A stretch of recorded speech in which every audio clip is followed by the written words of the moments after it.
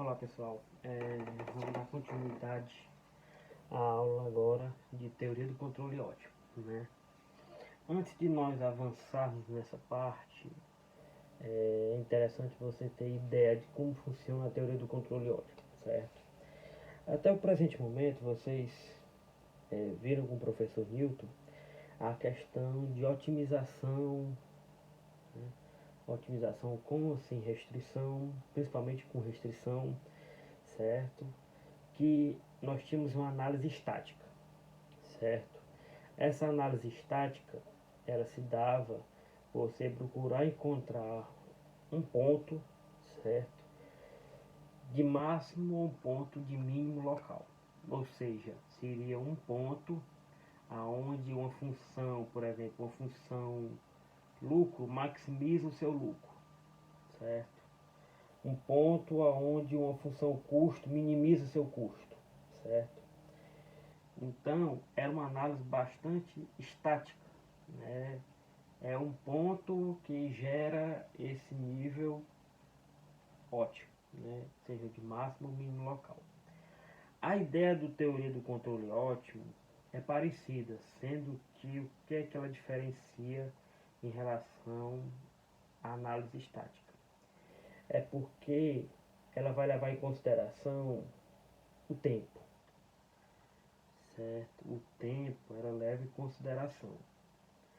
Certo? O segundo ponto, certo, é que ela não quer encontrar um ponto fixo no tempo que maximiza, né, a quantidade ótima, que venha maximizar a utilidade, a quantidade ótima que minimiza os custos da firma. Não. A ideia é buscar uma trajetória, certo? Uma trajetória que leve a uma condição de maximização ou de minimização ao longo do tempo, certo? Ao longo do tempo, certo? Esse tempo pode ser definido ou indefinido, ok? Certo? Então, relembrando, nós tínhamos a parte de análise estática, que você encontrava um máximo ou um mínimo local, dado que eu tinha uma função e tinha uma restrição dela, certo? Agora, nós vamos levar em consideração o tempo, ou seja, ela tem uma análise dinâmica, certo? E que agora se vai buscar uma trajetória ótima, certo? Do comportamento das variáveis que proporcione uma maximização ou uma minimização, certo? Isso seria a ideia de você trabalhar com controle ótimo. E pessoal, ela é bastante utilizada de forma exaustiva na macroeconomia, né? Quando vocês forem fazer macroeconomia 2, somente os alunos do doutorado, certo? Eles vão visualizar muito isso em modelos de crescimento econômico. Modelo de crescimento de Solon, modelo de crescimento de Ramsey, certo? Quando você for trabalhar com os modelos de crescimento endógeno, o modelo do Homer 86, Lucas 88, Homer 90, certo? Todos eles utilizam a técnica de controle ótimo para o desenvolvimento de suas teorias, certo? Então, ela é bastante interessante você ter o conhecimento. Vamos ver tudo? Não. Vamos ver o necessário para vocês trabalharem, para vocês se familiarizarem com essa técnica, ok? Certo? Nós vamos, na nossa avaliação, nós vamos cobrar, lógico, o conteúdo dele, mas um conteúdo bem menor do que, em termos de proporções, do que a parte de integral, ok? Então aqui vai ser uma visão geral de como se dá a teoria do controle óptimo, ok? Então, como nós tínhamos mencionado, na análise estática, né, nós tínhamos o que? Para encontrar um máximo mínimo local de uma análise estática, pontual, certo? Aqui não, aqui nós vamos trabalhar com economia dinâmica, onde o tempo ele entra no modelo de forma explícita e destacada, assim como na integral, certo? Em geral, nós temos o que? O tempo inicial e o tempo terminal, certo? Mas podemos também trabalhar com integrais indefinidas, né? Mas na grande maioria das vezes se trabalha com integral definida, certo? Então, a solução para qualquer variável não tomará a forma do valor único, como nós tínhamos um ponto de máximo e um ponto de mínimo local, e sim uma trajetória temporal completa dentro daquele intervalo, no caso do análise com a integral definida, ou ao longo do período do tempo com integral indefinida. Ok? Certo? Para nós visualizarmos a coisa bem de forma sintética, vamos apresentar um problema simples de controle óptico, certo? Eu tenho aí, eu quero maximizar essa integral definida em um tempo inicial zero, né? Seria hoje, né? E um tempo terminal t qualquer, certo? Onde eu vou ter uma função, e essa função primitiva, né, ela tem o que? Ela tem, primeira característica, o tempo, né? O tempo, ele também entra como uma variável no período analisado, certo? Tem uma variável y, que essa é uma chamada variável de estado, a variável que você queira trabalhar, certo? E temos a variável u, que é a variável controle, né? Essa variável controle, ela busca auxiliar no comportamento dessa variável, dessa trajetória, desculpa, certo? E ela está sujeita a essa variação da variável estado em relação ao tempo. Vocês podem analisar que eu tenho aí dy, dt, e eu tenho um y', certo? Esse y', toda vez que você trabalhar com a parte de análise dinâmica, quando você pode ter uma variável que ela seja ou y', certo? Ou y bola, certo? A bolinha assim no lado, tudo isso é um mecanismo de você representar que aquela variável ela está variando em relação ao tempo, certo? O que seria variando em relação ao tempo? Uma taxa de crescimento, certo? Uma taxa de crescimento ao longo do tempo. Eu posso muito bem pegar uma série do PIB brasileiro, certo? E tirar uma derivada dela em relação ao tempo, ao longo do período analisado, para saber qual é a taxa de crescimento médio que eu vou ter ao longo desse período analisado, certo? Que é normal, certo? Então, na parte de economia dinâmica, é muito fácil você visualizar esse tipo de representação, né? Que nada mais é o quê? Que vai ser a derivada daquela variável estado em relação ao tempo, ok?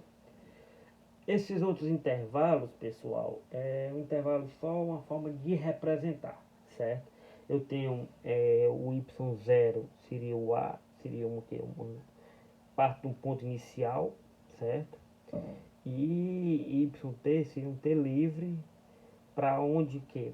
Para todo t dentro desse intervalo fechado de 0 a t, que é o dado que? Que é o dado da integral definida, ok? Certo? Então, nós temos o princípio do máximo. O princípio do máximo, ele vai me dar o seguinte, certo? Ele vai ser a condição necessária de primeira ordem da teoria do controle óptico. Não tem nada de diferente que vocês não vejam. Nós vamos apenas fazer uma adaptação, certo? Para isso, nós vamos utilizar uma função chamada hamiltoniana, certo? Ela é muito parecida com a função lagrangiana que vocês trabalharam de forma exaustiva na análise estática, certo? Vocês se lembram que na parte do lagrangiano eu tinha uma função e tinha uma lâmina restrição, né? Aqui é o mesmo modelo, certo? Mesmo modelo. Eu vou ter a hamiltoniana, que eu vou ter a função, a integral, certo? Mais lâmina, a minha restrição existente, certo? Então, a função hamiltoniana, certo? Ela vai ser o que? Ela vai ser em função do tempo, da variável estado, da variável controle e agora do lambda, né? Desse lambda. E eu vou ter o que? Como eu mesmo disse, você vai ter uma função primitiva, certo? Mais o lambda dessa função derivada, ok? Certo? É isso que nós vamos denotar a função hamiltoniana. Para as condições de primeira ordem, certo?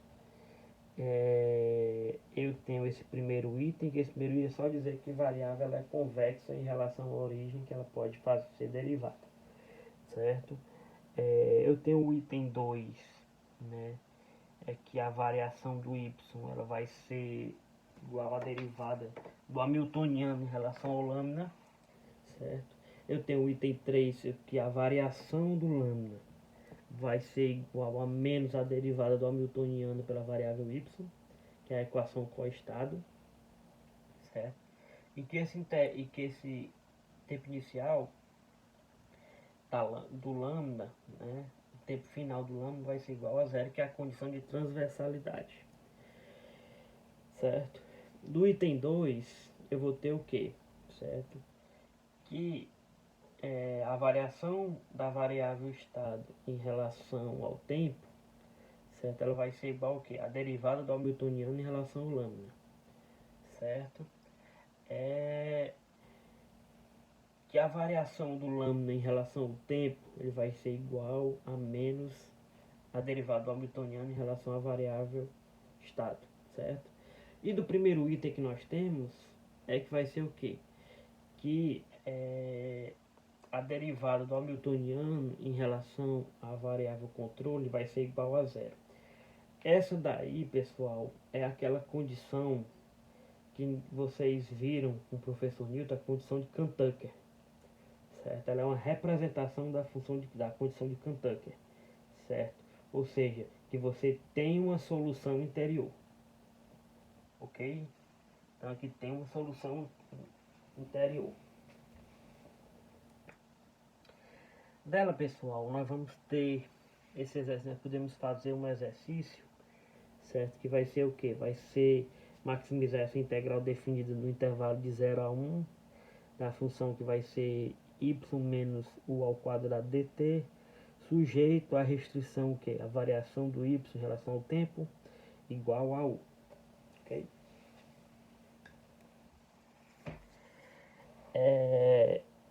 Eu tenho montando a minha hamiltoniana bem simples, certo? Hzinho igual a integral que está lá sem as informações, certo? Y menos u ao quadrado, mais lambda e o valor que está dentro da minha restrição, certo? Simples. Primeira condição, a derivada do hamiltoniano em relação a u igual a zero. Dela, eu encontro esse valor que seria o quê? Que seria u igual aqui a lambda dividido por 2.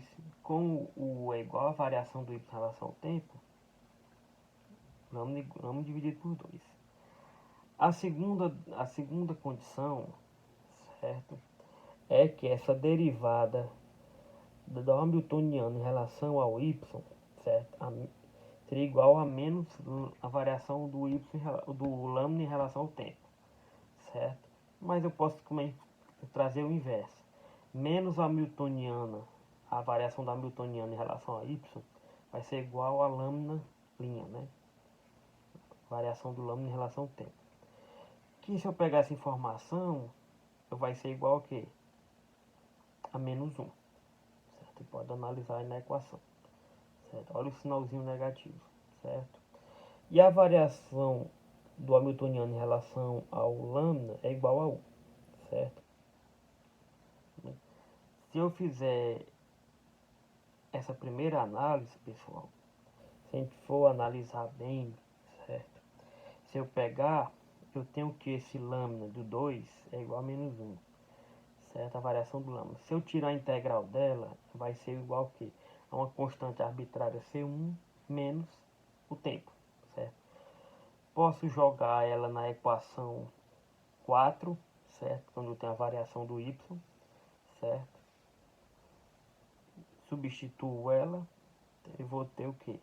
Vou ter que o y', certo? Que é igual ao que? A restrição U vai ser igual a que?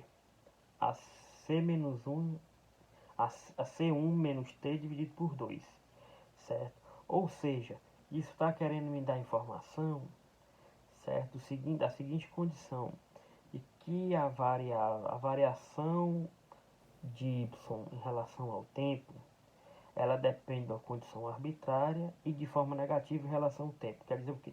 Que ao longo do período, quanto maior for os períodos, menor vai ser o comportamento do y. Vai existir uma relação negativa dela em relação ao tempo. Bem simples, certo? Bem didático, bem... não tem mistério não, certo? Uma outra coisa, pessoal, que não está aqui, que vale ressaltar, seria a condição de segunda ordem, certo? A condição de segunda ordem, pessoal, é bem simples. Da mesma forma que vocês tinham na análise estática, certo? Eu vou ter aqui na análise dinâmica. Essa primeira derivada, certo? A primeira condição de primeira ordem, que é a derivada do Hamiltoniano em relação a U igual a zero, certo?